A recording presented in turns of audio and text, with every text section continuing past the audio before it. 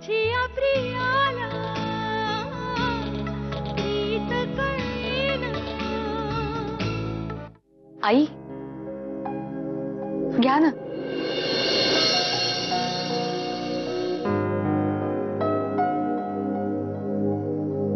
आई अगं घे ना, छान गरम गरम भजी नाही का? नको, नंतर खाईन मी. अगं नंतर काय, गरम भजी खाण्यात जी काही मजा आहे ती नंतर काय नाही ना? हा हा मग आई आई आई घ्या ना, मी खास तुमच्यासाठी बनवली आहेत. म्हणजे तुमच्या एवढी छान नसेल झाली, पण काही कमी जास्त आहे की नाही बघा ना प्लीज. हा तेवढं जरा सांग ना. गेलात त्या. माझा उपास आहे आज. उपास आहे काय यार, मला वाटलं होतं आता तरी तिचा राग कमी होईल. हे बघ, शमिका तू फार काळजी करू नकोस. आपण ना एक काम करू, आपण दुसरी काहीतरी आयडिया शोधू. एक मिनिट, तुम्ही मला बोलू द्या आधी. हे बघ थांबा, मी आधी भजी खातो म्हणजे मला सुचेल. हा, आत्याला पटवण्यासाठी साधी सुधी आयडिया नाही, काहीतरी हुशारी लागते. एक सेकंद, आता मला तू सांगणार की मी माझ्या आईला कसं पटवायचं? का मी आत्याला ओळखत नाही का? अरे तू लाख ओळखतोस रे, पण मी सांगितलेलं 50 आयडियाचं अरे काय? पण तुला मी सांगितलेली पटायला तर पाहिजे पटायला ना. पाहिजे म्हणजे काहीतरी गाडवार अरे, सांगतोस तू. हे काय चाललंय तुमचं? ही वेळ का आता कोण किती हुशार आहे ते ठरवायची? अगं ती वेळ नाहीये, पण मी 50 आयडिया पण मी असं म्हणत नाही, मी हुशार आहे, पण ऐकतच नाही. एक मिनिट, काय पण मी मुद्द्याचं बोलू का? बोल. हा वहिनी, तुम्हाला आठवतं का आजी एकदा तुमच्यावर नाराज होती, करेक्ट? तेव्हा आत्याने एक नाटक केलं होतं आणि आजीची तुमच्यावरची नाराजी दूर केली होती. आठवलं का? हा म्हणजे हा क्या बात आहे, मस्त आहे आयडिया, आवडली मला. एक मिनिट. म्हणजे मी आता आजारी पडण्याचं नाटक करायचं आहे? हो नाही, हे मी नाही करणार. हे बघ चंदू, हे खोटं बोलणं होईल आणि मी असं आईंना नाही फसवू शकत. अरे खोटं बोलायचं आणि फसवायचा प्रश्नच नाहीये. हा. हे पहा, आत्याचं जर मन सुखी होणार असेल, त्यातनं काही बरं हाती लागणार असेल तर ते खोटं बोलणं होत नाही. तू समजव. अरे पण करेक्ट आहे. ऐक माझं, तू फार विचार करतेस. हे बघ एवढंसं नाटक करायचंय, आई अशी पटेल. मग नाही. ऐक माझं, फार विचार करू नकोस ग. चल. बर, आता आयडिया पटली जर असेल माझी, तर सरळ खायला लागा भजी. हा हा हा, काय झाले त्या वहिनी? वा, ही प्लेट माझी. बायको कोणाची आहे?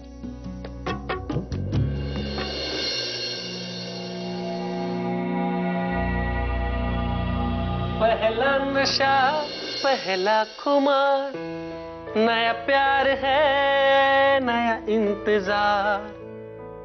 अरे रिया, तू वेळेच्या आधी इथे?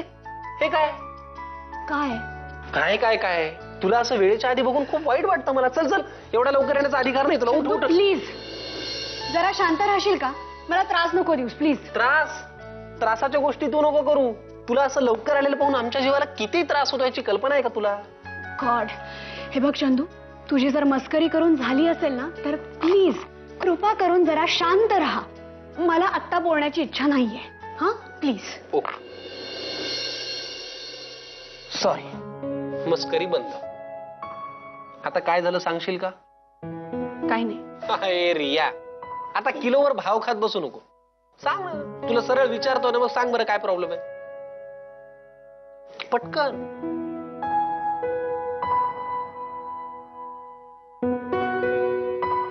चंदू, डॅड कायमचे युएसला चाललेत रे, आणि मी अजूनही त्यांच्या मनात माझ्याविषयी प्रेम नाही निर्माण करू शकलेले.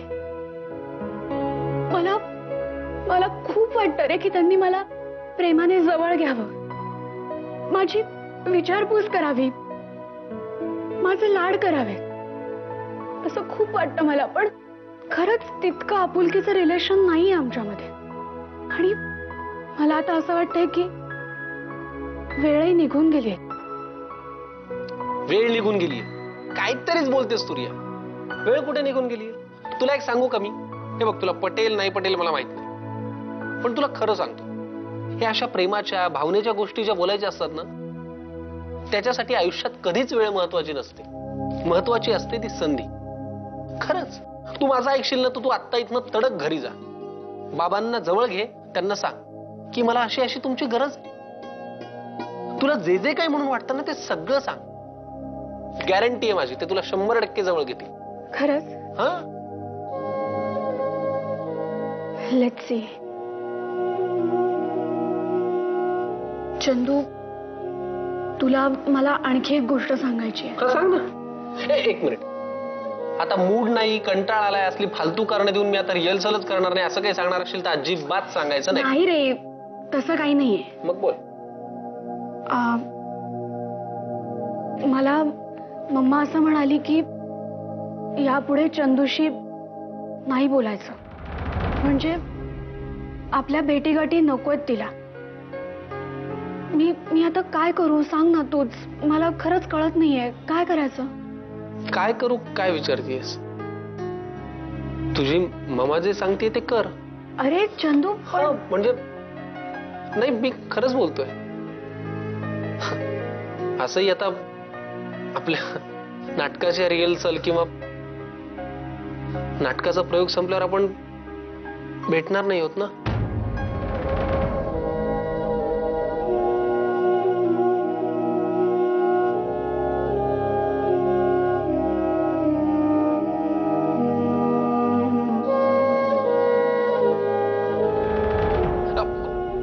बरं ते जाऊ दे, तू काय घेणार, कॉफी का कोल्ड ड्रिंक? पटकन. कोल्ड्रिंक चालेल. कोल्ड्रिंक चालेल ना? ए ऐक, पटकन 2 गरम कोल्ड्रिंक दे. आ? कोल्ड सॉरी 2 थंड कॉफी दे. चंदू. ए सॉरी, ए आधी अरे काहीतरी आण ना, थंड नाही तर गरम, मस्त आण पण. तू पण ना, नेहमीच आहे तुझं.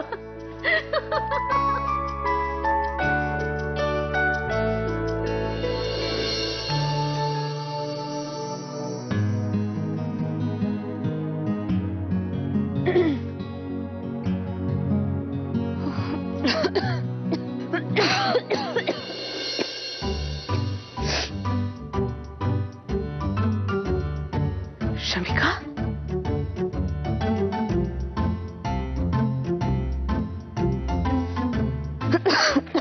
शमिका, अगं काय होत आहे? बरं वाटत नाहीये का? अशी का बसलीस इथे? आई काय नाही, सकाळपासून ना अंग जरा गरम वाटतंय आणि डोकं पण. अगं मला सांगत नाहीस का? हा, घरात कशाला काम करत बसली सकाळी उठून एवढं? हा, थांब, तुझ्यासाठी काढा करून आणते. आई नको, उगाच कशाला असं बोलायचं नाही, दुर्लक्ष करायचं नाही स्वतःकडे. आई. असं दुर्लक्ष करायचं नाही.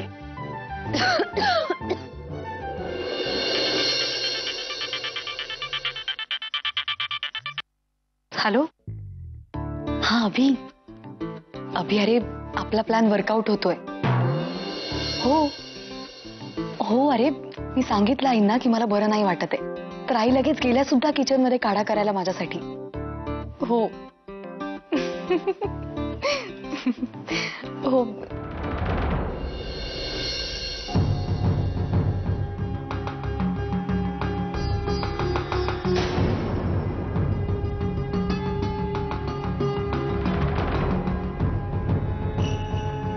आई. शमिका, अगं किती ताप आहे तुला? किती आहे ताप? 102, 103, आई. 104? सांग ना किती आहे ताप? आई मी चेक करणारच होते. शमिका, बास झालं नाटक. अगं किती नाटक करशील? बघ, मी सांगितलं होतं ना तुला, ही पोरगी दिसते तेवढी साधी सरळ नाहीये. खोटं बोलण्यात तर इतकी तरबेज आहे ही की आपल्या डोक्यावर कधी मिऱ्या वाटून निघून जाईल ना, कळायचं सुद्धा नाही.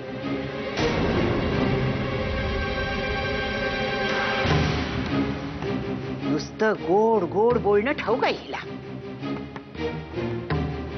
तेव्हा पांडुरंगा, काय चाललंय रे बाबा आता ह्या घरात? आई असं खरंच काही नाहीये. शमिका, आता बास झालं. आता जर पुन्हा खोटं बोललीस ना तर. आई आई आई आई. खोटं बोलली नाहीस ना तर घास गळ्याखाली जात नाही तुझ्या, हो की नाही?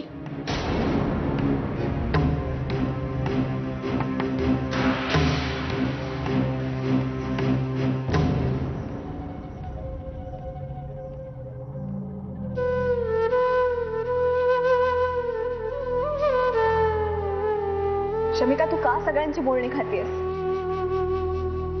अगं तुझा काहीच दोष नाहीये, तरी हे सगळे तुला बोलताय. तू का ऐकून घेतेस? ठीक आहे ग माधुरी, मी जे काय करते ते फार नाहीये. तुझ्या सुखासाठी वाटेल ते करायची तयारी आहे माझी. आणि मला खात्री आहे मी जे काय करते ना ते नक्की पटेल एक दिवस आईंना. बघ तू.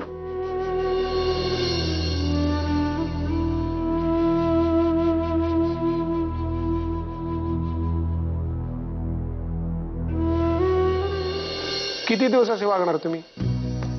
जा. पूर्वी जसा प्रत्येक गोष्टीचा शेवट गोड करायचीस तसा याही गोष्टीचा कर.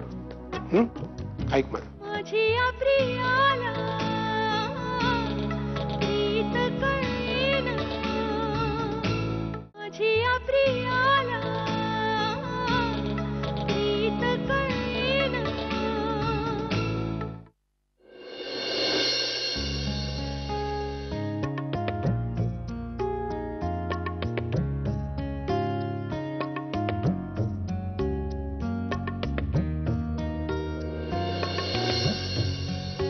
पुस्तक उलट धरून वाचायची तुला कला अवगत आहे मला माहित नव्हतं. विभा, कशाला ताणतेस? जाऊ दे ना, सोडून दे ना. तुम्हाला काय म्हणायचंय? मला काय म्हणायचंय हे तुला सांगायची गरज कधीपासनं भासली? मला काय म्हणायचंय याच्यासाठी मी नुसते असे हातवारे केले तरी तू ओळखतेस मला काय म्हणायचं, आणि आज तूच मला विचारतेस मला काय म्हणायचंय. काय उत्तर देऊ मी?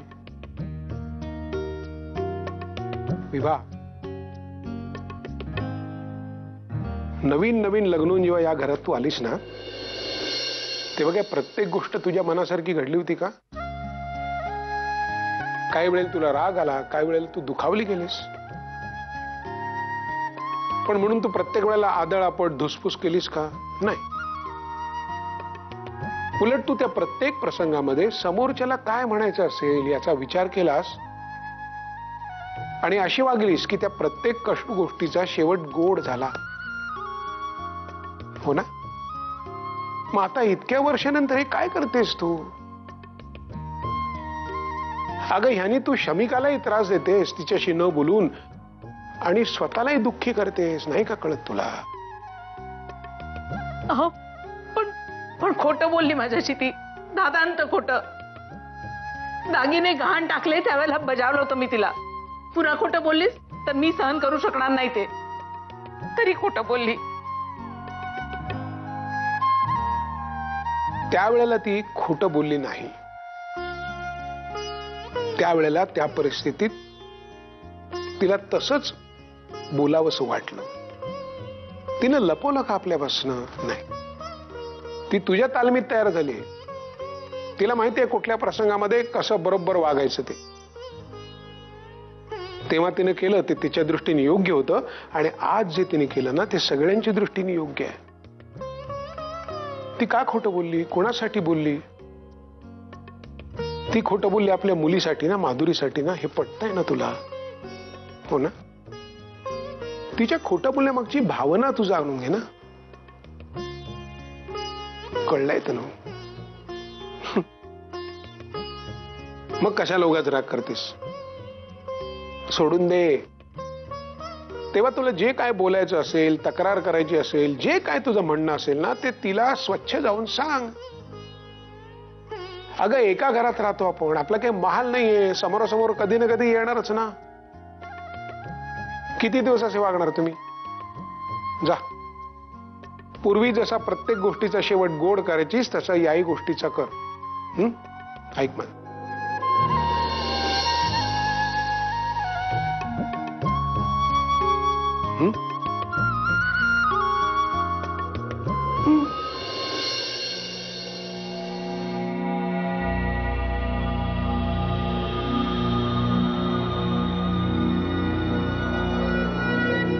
मी काय करू आता? इथे तर सगळंच उलट घडलंय. मला वाटतं मी अभिला फोन करून सांगायला पाहिजे काय झालंय ते. की नको सांगू?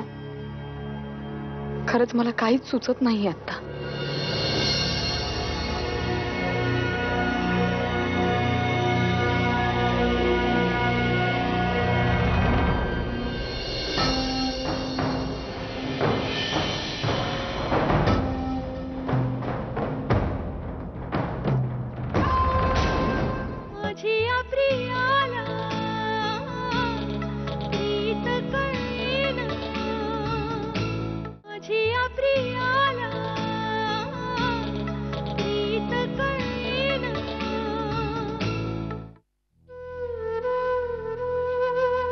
अभि, मगाशी फोनवर तुझ्याशी बोलत असताना आई जेव्हा काढा करायला आत गेल्या होत्या ना, तेव्हा मी तुझ्याशी जे काही बोलले ते सगळं ऐकलंय आईंनी. आणि मग सगळंच पितळ उघडं पडलं माझं. त्या खूप चिडल्या आहेत रे माझ्यावर.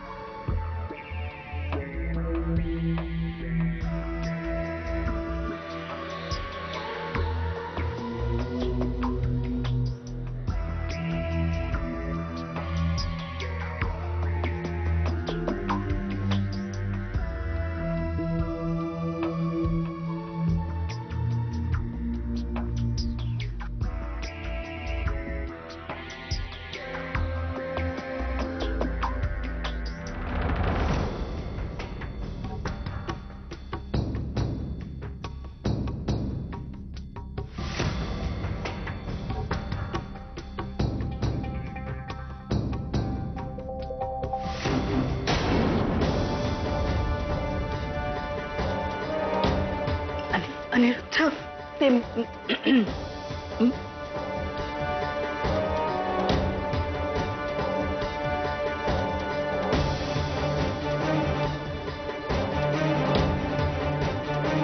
स्वतःच्या आणि रियाच्या नावावरती प्रॉपर्टी करायला चालली होतीस ना? ते हे खोटं विल तू बनवलंस. Anirudh, Just shut up.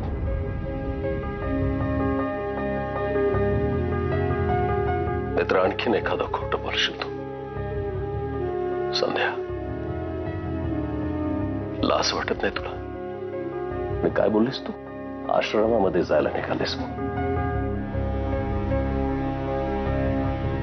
अरे आहेस कोण तू? कोण आहेस तू? तुला कसली हाव सुटली तुला?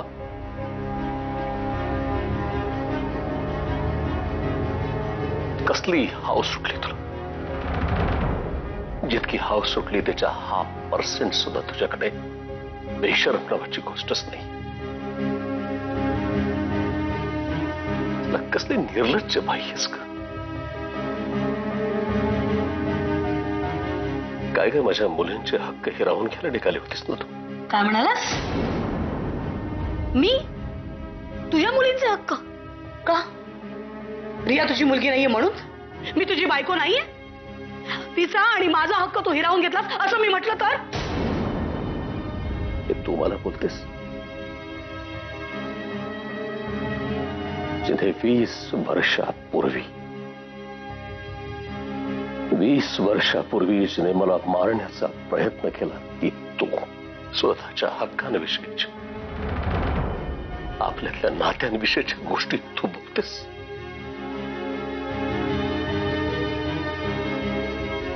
आश्रमात जायला निघाली होतीस ना तू? वा, चला बाकी काही म्हण, तुझ्या हिमतीला, तुझ्या असला निर्लज्जपणाला ना असला त्याला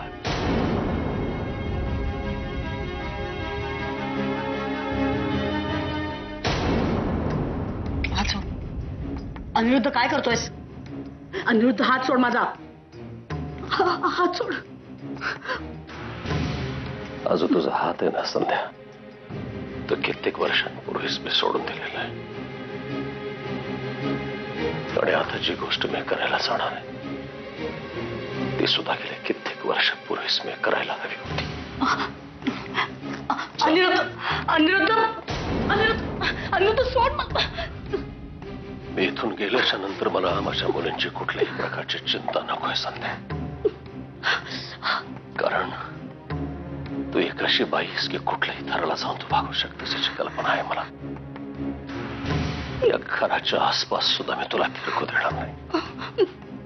सगळ्या गोष्टींची अशी काही व्यवस्था करेन की या घराशी तुझा कुठल्याही प्रकारचा संबंध होणार नाही. अनिरुद्ध उठ. अनिरुद्ध अनिरुद्ध उठ.